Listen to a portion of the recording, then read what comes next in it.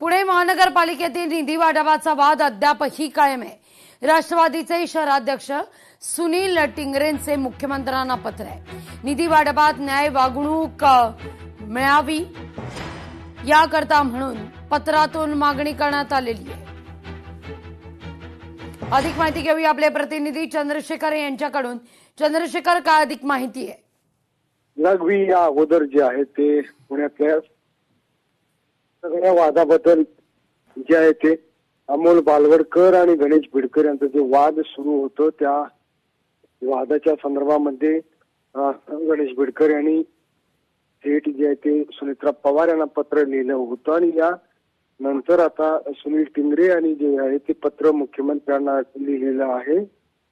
पुणे महापालिकेमध्ये ज्या पद्धतीनं राष्ट्रवादी काँग्रेस पक्षाच्या सगळ्या नगरसेवकांना निधीमधून जो दुजाभाव केला जात आहे या संदर्भामध्ये हे पत्र असल्याचं सांगितलं जात आहे। एकंदरीत पुणे महापालिकेमध्ये राष्ट्रवादी काँग्रेस पक्षाच्या 2 नगरसेवकांचं जे निधी आहे ती 0% करण्यात आलेले आहे।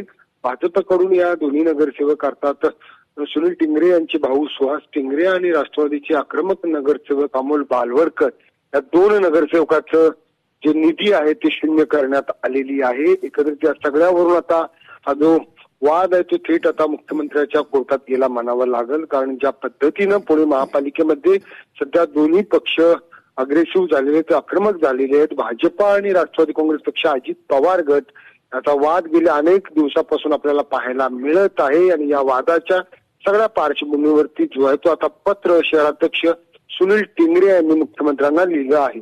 राघवी, अगदी चंद्रशेखर, धन्यवाद तुम्ही दिलेल्या या माहिती करता। लोकशाही मराठी ऐका, पहा, जागरूक रहा।